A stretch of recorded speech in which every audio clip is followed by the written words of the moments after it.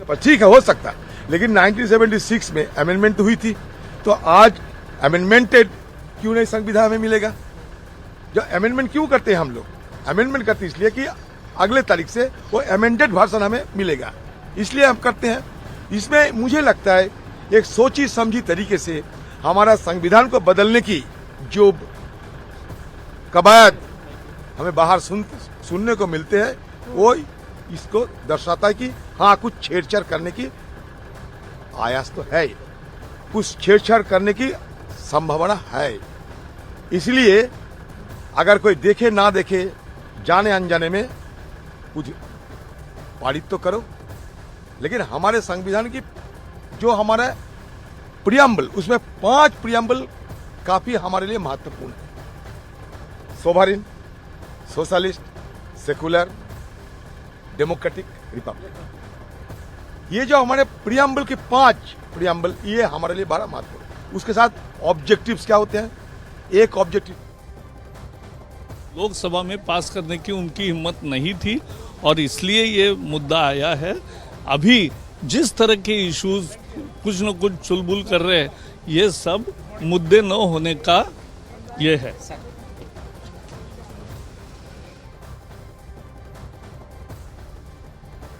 तो अधीर रंजन चौधरी को आपने सुना, प्रकाश जावड़ेकर को आपने सुना। हालांकि उनकी शिकायत कुछ और है, वो मुद्दा अलग है। वो कह रहे हैं सेकुलर और सोशलिस्ट शब्द हटा दिया गया है, जो संविधान की नई प्रति उनको सौंपी गई है, उस पर बात करेंगे। लेकिन सबसे पहले जुमले की बात कर लेते हैं और कांग्रेस के स्टैंड की बात और क्रेडिट वॉर की बात। शिक्का जी है भारतीय जनता पार्टी से, जुमला।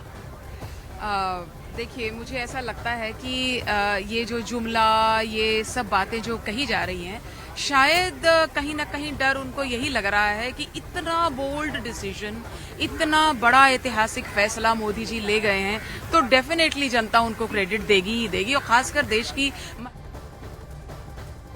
ಮುಖ್ಯವಾಗಿ ಕರೆದಿದ್ದಾರೆ। ನಾವು ಮುಖ್ಯಮಂತ್ರಿಗಳಿಗೂ ಹೇಳಿದ್ದೇವೆ, ಕರ್ನಾಟಕದ ಸಂಸತ್ ಸದಸ್ಯರೆಲ್ಲರೂ ಸಹಿತ ನಾವು ಕರ್ನಾಟಕದ ಹಿತವನ್ನು ಕಾಪಾಡೋದರ ಒಂದು ಪಕ್ಷದಲ್ಲೇ ಇದ್ದೇವೆ ಮತ್ತು ಅದಕ್ಕೆ ಸಂಪೂರ್ಣವಾದಂಥ ಬದ್ಧತೆ ಇದೆ. ಆದರೆ ಮೊದಲು ನೀರು ಹರಿಸಿ ಕಳೆದ ಸುಮಾರು 1.5 ತಿಂಗಳಿಂದಕ್ಕಿಂತ ಹೆಚ್ಚು ಸಮಯದಿಂದ ಸಮಸ್ಯೆ ಇದೆ. मेकिंग पावर में महिलाएं आएंगी और उसके बाद बाकी महिलाएं जो राजनीति में नहीं भी हैं। सोनिया गांधी कह रही है उनका है, हमारा है। सोनिया गांधी तो हमें बड़ी उम्मीद थी जब सोनिया गांधी जी ने पहले राज्यसभा में उनके चेयरपर्सन यूपीए के नाते ये आया था कि शायद, लेकिन मंशा नहीं थी, इंटेंशन नहीं थी, विल नहीं थी और वो बोल्ड डिसीजन लेने का मादा ही नहीं था। शायद इसीलिए कह रहे हैं टाइमिंग पहले कर लेते हैं आप लोग, इतना वक्त क्यों? देखिए, टाइमिंग तो किसी भी बिल को प्रारूप लेने के लिए, उसको टेबल तक लाने के लिए जो भी उसकी मॉडलिटीज, उसके प्रोसीजर्स, उसकी सब तय की गई होंगी, उसके हिसाब से आया। कोई चुनाव आज तो नहीं खड़ा है, अगले साल की बात चुनाव की है।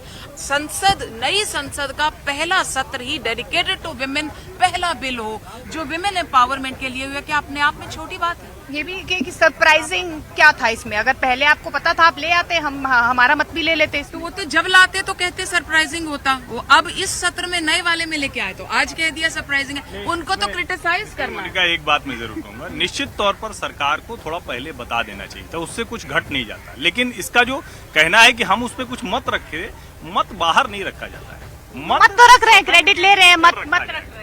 तो इसलिए ये वाला आरोप कि पहले दे देते, ठीक है भाई, पहले दे देना चाहिए था। लेकिन ये कहना कि नहीं हम मत रख देते, तो मत तो आपको डिस्ट्रीब्यूट हो गया है, अच्छे से उसको पढ़ के आइए। 11 बजे से जब शुरू होगा तो उसको अच्छे से बताइए और वो संविधान में आएगा। एक चीज राहुल राजीव कुछ बोलना चाह रहे हैं, एक चीज मेरा और है कि बीजेपी खेमे से भी, क्योंकि उमा भारती ने ये कहा कि इसमें ओबीसी को भी आरक्षण मिलना चाहिए, तो बीजेपी खेमे से ही आवाजें आ रही है, न सिर्फ विपक्ष की तरफ से। अब देखिए, उनका स्ट्रांग अपोजिशन है और उमा भारती जी का जो उन्होंने 96 से ही बिल्कुल उन्होंने वो डटी हुई है इस मामले पे, और बड़ी स्वागत योग्य स्थिति है कि जब मोदी जी के भाजपा में कोई नहीं बोल रहा है, उमा भारती बोल रही हैं। देखिए, दूसरी चीज की ये एक नए सदन में क्या बोल रही है? नहीं, वो ओबीसी का प्रावधान होना चाहिए था, आरक्षण के भीतर आरक्षण का कांग्रेस भी नहीं चाहती थी ओबीसी हो। नहीं, कांग्रेस, देखिए अब आप दोनों मामले को मिलाइए नहीं। अरे नहीं, एक मिनट राहुल जी, कांग्रेस का स्टैंड क्या है OBC quota within quota को लेकर? देखिए 2010 में जो कांग्रेस का आया हुआ था उसमें कोटा विद इन कोटा नहीं था उसमें। और अब क्या हो गया, फिर बदल क्यों गया? नहीं, अब देखिए पहले तो जो वर्तमान में प्रोविजन है जरा उसके ऊपर आ जाए ना। नहीं सर, अरे आपको सर आप बताइए, मैंने एक बार स्मृति ईरानी को सुन लेते हैं पहले, उसके बाद मैं आऊंगा सर, जवाब तैयार करिएगा। कोटन विद इन कोटा को लेकर रुख बदल गया कांग्रेस पार्टी को। स्मृति ईरानी।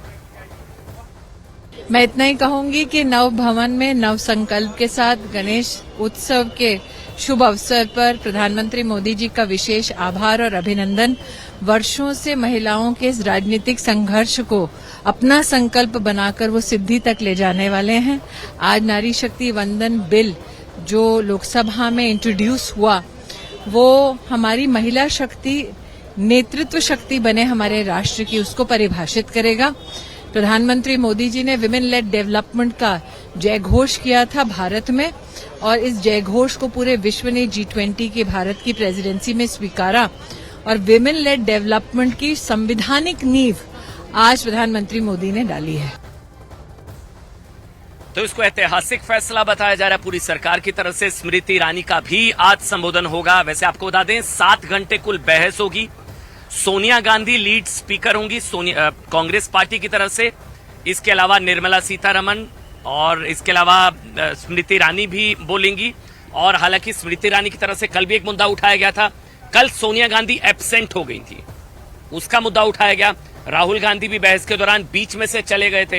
ये 2 मुद्दों की बात हो रही थी, लेकिन राहुल जी फिर से मैं वो पर आ रहा हूं, कांग्रेस ने स्टैंड क्यों बदल लिया? Quota within quota OBC समय के साथ अगर कुछ अच्छाई जोड़ रही तो उसके लिए तो कांग्रेस की प्रशंसा का पहले बुरा था स्टैंड। नहीं, अगर वो देखिए समय के साथ आप और आगे बढ़ते हैं, उसमें अगर ओबीसी को भी भाई माननीय प्रधानमंत्री जी कहते हैं कि भाई वो ओबीसी के बहुत बड़े समर्थक है, तो ओबीसी महिलाओं के आप विरोधी हैं क्या? तो पहले कांग्रेस विरोधी थी ओबीसी की। अब 2010 और हम लोग 2023 में खड़े हैं, तो हमेशा समय का चक्र जो है आगे बढ़ता है और आपके सोच और प्रोग्रेसिव होना चाहिए। हम लोग अगर यही बात 2047 सर एक मिनट, राहुल भाई कल ही कहा जा रहा था हमारा वाला बिल ले आओ, कहा जा रहा था कल हमारा वाला बिल ले आओ। आपके वाले बिल में तो ओबीसी था ही नहीं, कोटा विद इन कोटा। देखिए अब बड़ा अच्छा सवाल पे आप आए। देखिए तय कर लीजिए क्या रुख है वैसे। नहीं, मेरा रुख बिल्कुल स्पष्ट है, बस कुछ सेकंड का मैं समय दीजिएगा। बहुत उम्मीदें थी हम लोगों को, और सोनिया गांधी जी ने तमाम कांग्रेस के लोगों ने, राहुल गांधी जी ने बोला भी था कि हम लोग सब लोग समर्थन भी करेंगे इसका। आपने देखा होगा कि कितना विपक्ष बिल्कुल रचनात्मक भूमिका के साथ सामने में खड़ा था। लेकिन नए सदन के भीतर भी महिलाओं के साथ मैं कहता हूँ, ये 21वीं शताब्दी का सबसे बड़ा भारतीय महिलाओं के साथ ये धोखाधड़ी की स्थिति है। कैसे अब मैं कैसे, आप ये बता दीजिए। 2010 के आप पूरे कॉपी को देखिए जो कि राज्यसभा से पारित हुआ है और जो कल प्रारूप दिया गया है, उन दोनों की आप तुलना करके देखिए। आखिर इसमें उन शर्तों को लाने को लेके जनसंख्या और डिलिमिटेशन के पूरे प्रावधान लाने की क्या जरूरत है? जनसंख्या को लेके हमारा ये संविधान है स्पष्ट तौर पे डाटा मांगता है। मैं मानता हूँ इसको। डाटा किस रूप में मानता है? यहाँ पे देखिए हर्षवर्धन जी भी है, वो जरूर इस बात की पुष्टि करेंगे। डाटा की जरूरत तब होती है जब कहीं ऐसा तो नहीं हो रहा है कि आप आबादी से अधिक प्रतिनिधित्व दे रहे हैं। क्या इस देश में कोई व्यक्ति मान रहा है कि महिलाओं की आबादी 33% भी नहीं है? तो आप ऐसा तो नहीं, बिना सेंसस के दे देना चाहिए था, बिना शिखर। देखिए मैं समझ गया सर। किसी भी जो ये रिजर्वेशन का बिल आने के बाद कानून बनेगा, अब उसकी जो प्रोसीजर्स हैं, उसकी जो मोडालिटीज हैं, उसकी जो प्रैक्टिकलिटीज हैं, वो सब उसमें ये तय है पहले से, जैसे कहने संविधान में है, तो उसमें कहना साफ। दरअसल शिकायत ये शिखा जी, ये एक तरीके का, हर्षवर्धन जी ये भी कहा जा रहा है, एक तरीके का पोस्ट डेटेड चेक है ये। अभी आपने 1942 का पूरा वो समय याद दिला दिया।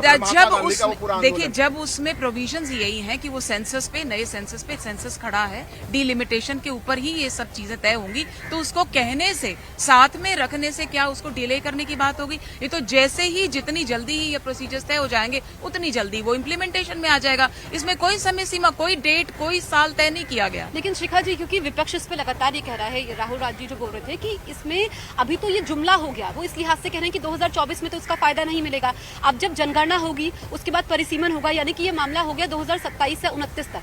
देखिए बात ये है कि एक बिल संविधान में आकर के एक कानून के रूप में महिलाओं को सशक्त कर रहा है। आज की डेट में उनके हाथ में ये सशक्तिकरण आएगा कि कम से कम एक लॉ कानून उनके पास है जिसके तहत वो आगे रिजर्वेशन की इम्प्लीमेंटेशन की मांग में कोई दिक्कत नहीं होती है, जबकि वो सारी इम्प्लीमेंटेशन की मोडालिटीज भी साथ ही साथ दे दी गई हैं ताकि उसमें भी कोई डिफिकल्टीज आगे रहे। दरवाजा खुल गया है हिस्सेदारी का, लेकिन भागीदारी अभी भागीदारी को लेकर अभी भी जो पहला स्टेप था वो तो यही होना था ना कि बिल इंट्रोड्यूस होता, फिर वो लॉ बनता, उसके बाद उसकी इम्प्लीमेंटेशन होती, तो वो बन रहा है, उसमें दिक्कत क्या है? आप ये बताएं ना, ये कहना कि ये ऐसे क्यों वैसे क्यों। हर्षवर्धन जी 29 से पहले नहीं होने जा रहा ना। अरे 39 से पहले नहीं होगा, मैं कह रहा हूँ। क्या ये जो कांग्रेस पार्टी कर रही है ना, कांग्रेस 2029 तक। ये आपकी शंका इच्छा है? नहीं, मैं कह रहा हूँ 2039 तक। मैं एकदम आपकी इच्छा है, आप ये चाहते हैं? अनुसार कह रहा हूँ कि जो कल का प्रारूप आया है उसमें महिला आरक्षण 2029 तो छोड़ दीजिए, 2039 तक भी ये लागू नहीं होगा। 2010 की तो बात ही मत कीजिए। आपने प्रारूप पढ़ा है? बिल्कुल पढ़ा है। कौन से सेक्शन में है? आपको लग रहा है इन सेक्शन के हिसाब से ये 2049 तक नहीं आएगा? मैं 39 कह रहा हूँ। क्या 39 में क्या है, अगर आप बता दें? नहीं, मैं कह रहा हूँ कि कौन सा सेक्शन है जिससे आपको लगता है 2039 तक ये नहीं आएगा? देखिए, जो इसके शर्तें हैं, इसमें 3 शर्त आप सोच के देखिए।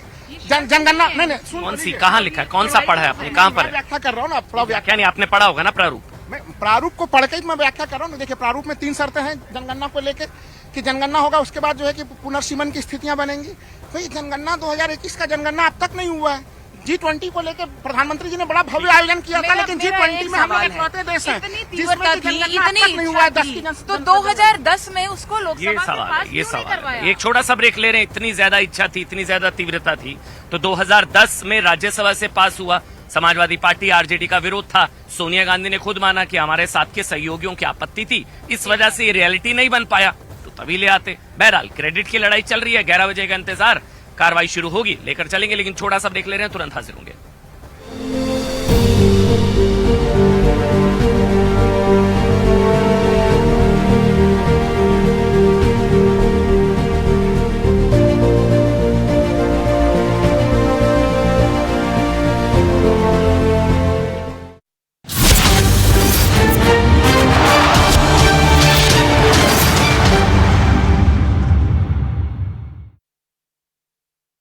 भाई सारे देश की महिलाओं के लिए, पूरे देश के लिए। और इस बिल के कानून बनने के बाद लोकसभा में 181 सीटें महिलाओं के लिए रिजर्व हो जाएंगी। बीजेपी जहां इसे आधी आबादी के लिए बेहतर और भविष्य संवारने वाला बिल बता रही है, वहीं कांग्रेस नेता अधीर रंजन चौधरी का यह कहना है कि इसे लाने में उनकी पार्टी ने पहल की थी। गृह मंत्री अमित शाह के बयान पर अधीर रंजन चौधरी ने जो कहा वो आपको सुनाते हैं।